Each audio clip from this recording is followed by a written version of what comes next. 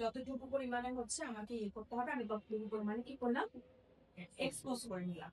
তাইলে এটা হচ্ছে আবার কি প্রি রিকুইজিশনের মধ্যে পড়তেছে।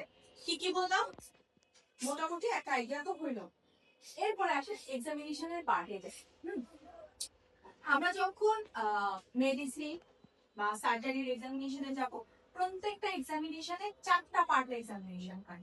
কয়টা পার্টে এক্সামিনেশন? 4টা পার্ট।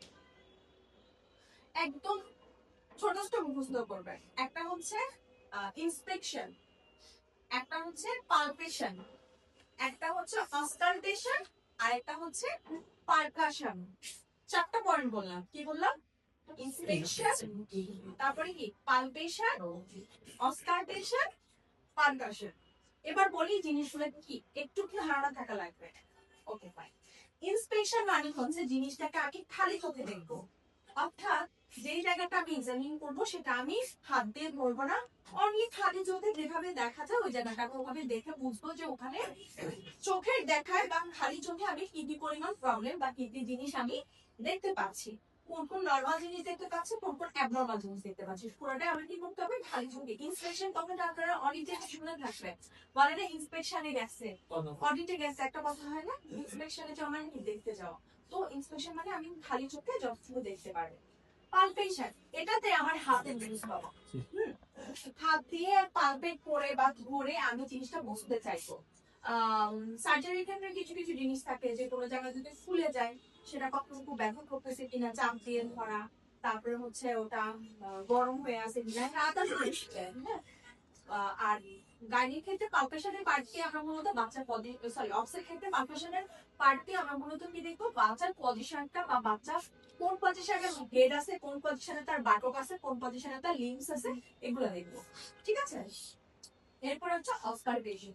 অস্কালটেশন দিয়ে মূলত আমরা স্টেথোস্কোপের মাধ্যমে দেখা যায় যে যদি রেসপিরেটরি সিস্টেম এক্সামিন করতে চাই মেডিসিনে, সেক্ষেত্রে অস্কালটেশন দিয়ে আমি ভিতরে কিছু ভিতরে কোনো অ্যাবনর্মাল সাউন্ড পাই কিনা, তারপর হচ্ছে আমার কার্ডিওভাস্কুলার কোনো মারমার পাচ্ছে কিনা, মানে স্টেথোস্কোপের মাধ্যমে আমি যে কাজটা করবো সেটা হচ্ছে কি অস্কালটেশন।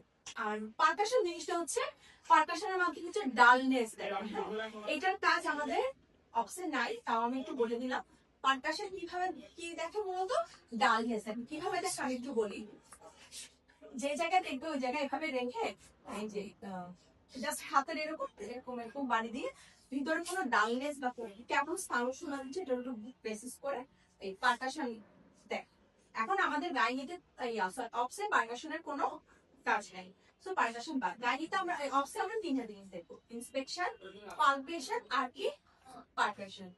ইন্সপেকশনে আমরা কি কি দেখবো, এবার ওই জিনিসটাতে আসি। হ্যাঁ, প্রথমত আমরা পেশেন্ট এক্সপোজ করার পর আমরা বলছে সুন্দরভাবে পেশেন্টকে লক্ষ্য করব। দেখেন আমাদের টিচার একটা কথা বলে যে ইয়েতে যখন আপনি ক্লিনিক্যাল পর্যায়ে যাবেন, পেশেন্ট দেখতে যাবেন, তখন আপনার দুটা জিনিসের তীব্রতা বেশি থাকতে হবে। একটা হচ্ছে চোখের দেখা আপনাকে ভালোভাবে দেখতে হবে, অবজারভেশনের ক্ষেত্রে আমাকে শুনতে হবে, মনোযোগ দিয়ে শুনতে হবে। যার চোখের দৃষ্টি যত তীক্ষ্ণ পেশেন্টের দিকে, মনোযোগটা যত বেশি পেশেন্টের উপরে, সে তত বেশি ডায়াগনোসিস করতে পারে তাড়াতাড়ি, এবং হচ্ছে সে তত বেশি ডায়াগনোসিসটা রাইটলি মানে নিতে পারে, করতে পারে। ওকে, তাহলে আমরা ইন্সপেকশনে কি কোনো মেইনটেইন খালি চোখে দেখবো। এখন ফার্স্ট অফ অল আমরা কি দেখবো, পেশেন্টের পেটটা কি অনেক বড়। এখন আমরা কি এটাকে মানে বলতে পারবো যে হোল অ্যাবডোমেন বা এরকম কিছু, মেইনলি পেশেন্টের পেটটা বড় হবে না। ইউটেরাসের ভিতরে আমার কি আছে, ফিটাস আছে, ফিটাস আছে। তো আমরা প্রথমে বলবো কি, আমরা ইন্সপেকশনের প্রথমে ইউটেরাসের পজিশন বা ইউটেরাসের যে শেপ, এই জিনিসগুলো দেখবো। ঠিক আছে, তাহলে ইউটেরাসটা কেমন হবে, এনলার্জ হবে, কেমন হবে, এনলার্জ হবে। তারপরে যদি বলি মাছ বরাবর আমাদের মুখে এখানে আম্বিলিকাস থাকবে। এখন আম্বিলিকাসের পজিশনটা দেখবো। আম্বিলিকাস মানে আমরা জানি যে আম্বিলিকাস বলতে আমাদের কি হয়, পেটের একদম মাঝ বরাবর সেন্ট্রালি প্লেস থাকে, সেন্ট্রালি মানে একদম কেন্দ্রে থাকে। ঠিক আছে, অনেকের ক্ষেত্রে এটার পজিশন কিন্তু এরকম দেখতে হয়। তো আমরা এখানে মূলত দেখতেছি কি ইউটেরাসটা কেমন, ইউটেরাসটা এনলার্জ, আম্বিলিকাসের পজিশনটা কেমন, সেন্ট্রালি প্লেস মানে একদম মাঝামাঝিতে আছে।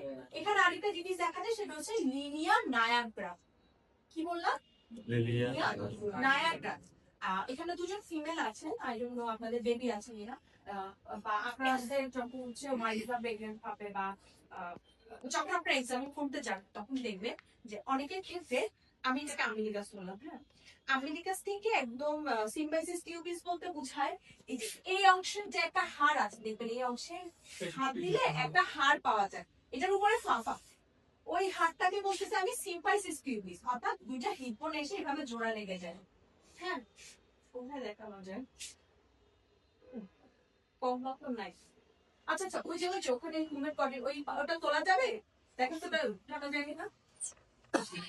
এই যে দেখলেন হিপ বোন না, এই যে দুইটা হিপ বোন, হিপ বোন তো বুঝি আমরা, দুটা হিপ বোন যখন একসাথে এসে এখানে যুক্ত হচ্ছে এটাকে বলতেছে কি আমরা, সিম্পাইসিস পিউবিস। কি বলতেছে, সিম্পাইসিস পিউবিস। এইটার উপরের বর্ডারটাকে বলতেছে আপার বর্ডার। এইটার উপরের এই পার্টটা পুরাটাতে কি থাকে, আমাদের মেয়েদের ক্ষেত্রে ইউটেরাস থাকে। বাচ্চাটা মূলত কি হয়, এই সিম্পাইসিস পিউবিসের এইখানে, এটার উপরে মূলত এখান থেকে বাচ্চার ইয়াটা শুরু হয়, ঠিক আছে। আচ্ছা, কি করবো এটা, আসি ভালো ইউটিউবে তো আছে আমরা সবাই তো যেটা বলতেছে এটা যে সিম্পাইসিস পিউবিসের আপার বর্ডার থেকে আমবিলিকাস পর্যন্ত দেখা যাচ্ছে একটা কালো টাইপের একটা লাইট দেখা যায়। যারা প্রেগন্যান্ট তাদের ক্ষেত্রে লাইটটা স্পষ্টভাবে দেখা যায়। অনেকের ক্ষেত্রে দেখা যায় আমবিলিকাসের উপরেও এভাবে সোজা একটা কালো লাইন থাকে। এটাকে আমরা কি বলতেছি, লিনিয়া নায়াগ্রা। লিনিয়া নায়াগ্রাটা প্রেগন্যান্ট ওমেনদের ক্ষেত্রে থাকবেই থাকবে, ঠিক আছে। এরপর আসি স্কার মার্ক। স্কার মানে বুঝেন, বলি না দাগ পড়ে যাওয়া, হ্যাঁ। এখানে আমরা কি স্কার মার্ক দেখবো, যে আগে কোনো সিজারিয়ান সেকশন হয়েছে কিনা সেটার একটা স্কার মার্ক আমরা দেখতে পারবো। কোথায় পাবো, এই যে সিম্পাইসিস পিউবিসটা দেখাচ্ছি না, ওই সিজারিয়ান সেকশনের কাটটা থেকে ওই বরাবর ধরেন এখানে সিম্পাইসিস পিউবিসটা এইভাবে একসাথে হয় না, এইটার এই বরাবরই হচ্ছে এরকম লম্বা করে একটা দাগ থাকে, অর্থাৎ এখানে একটা ভাঁজি আছে, ঠিক আছে, ওই ভাঁজ বরাবর একটা দাগ থাকে, সেলাইটা হলে দেখলে বোঝা যায়। তো আগে যদি কোনো সি সেকশন হয় তাহলে এটাকে কি বলা হয়, ট্রান্সভার্স পজিশন বলা হয়, এই টাইপের। তাহলে সিম্বাইসিস পিউবিসের আপার বর্ডারে আমি একটা কি পাবো, একটা স্কার মার্ক পাবো, যদি আগে তার কোনো সিজারিয়ান সেকশন হয়ে থাকে, কোনো সিএস হয়ে থাকে। এছাড়া যদি আমার অ্যাপেন্ডিক্টমি হয় তাহলে আমি কি পাইতে পারি, একটা গ্রিডেল ইনসেশন পাইতে পারি, ঠিক আছে। তারপরে হচ্ছে আর কি বলে, ওয়ান কাইন্ড অফ ওই যে পলিসিস্টেক্টমি হলে অনেকের ক্ষেত্রে কি করে, ল্যাপ্রোস্কোপি করে, ল্যাপ্রোস্কোপি দিয়ে থাকতে পারে, অনেক কিছুর স্কার মার্ক আমি দেখতে পারি যদি পেশেন্টের আগে কোনো অপারেশন হয়ে থাকে। তাইলে ইন্সপেকশনের টোটাল আমি কয়টা জিনিস দেখলাম, চারটা জিনিস। ইউটেরাসের শেপ দেখলাম, ইউটেরাসটা কেমন থাকবে, এনলার্জ। তারপর কি দেখলাম, আমেরিকাসটা কোন পজিশনে থাকবে, সেন্ট্রাল ইউটেরাস। তারপর লিনিয়া নায়াগ্রা, লিনিয়া নায়াগ্রাটা কেমন থাকবে আমার, লিনিয়া নায়াগ্রাটা প্রেজেন্ট থাকবে, ঠিক আছে, মানে পাবো আমি, ঠিক আছে। এরপরে হচ্ছে স্কার মার্ক, যদি আগে কোনো সিজারিয়ান সেকশন থেকে থাকে, সিম্পাইসিস টিউবিসের উপরে মানে আপার বর্ডার বরাবর আমি একটা ট্রান্সভার্স স্কার মার্ক পাবো। এছাড়া অন্য কোনো অপারেশন, অন্য কোনো সার্জারি যদি হয়ে থাকে তাহলে আমি স্কার মার্ক পাবো, ঠিক আছে। এরপর আসি পালপেশন। পালপেশনে আমি আমার দুটো হাত ইউজ করবো, কি করবো, দুটো হাত ইউজ করবো। পালপেশনের ক্ষেত্রে ফার্স্ট অফ অল আমরা দেখবো ফান্ডাল হাইট। ফান্ডাল হাইটের কাজ কি বলেন তো, ফান্ডাল হাইট দিয়ে হলো তো আমরা